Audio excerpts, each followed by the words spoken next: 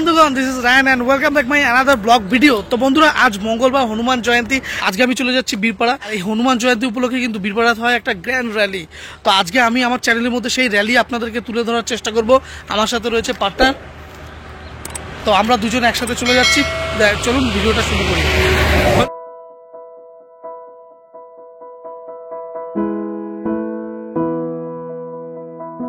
বন্ধুরা, আমরা এখন চলে এলাম এই বীরপাড়া চৌপতি, মানে ট্রাফিকে কিন্তু রয়েছে। সেই বীরপাড়া রেলগেট থেকে এই চৌপতি অবধি কিন্তু আজকে শুরু হতে চলেছে। আর কিছুক্ষণের মধ্যে এক বিরাট র্যালি হনুমান জয়ন্তী উপলক্ষে।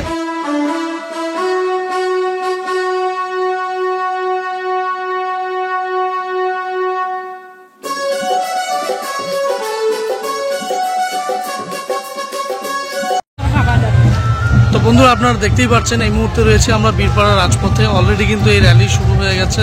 ফলে বিভিন্ন প্রান্ত থেকে যে মন্দির কমিটির যে র্যালি আপনারা দেখতেই পাচ্ছেন আজকে হনুমান জয়ন্তী উপলক্ষে।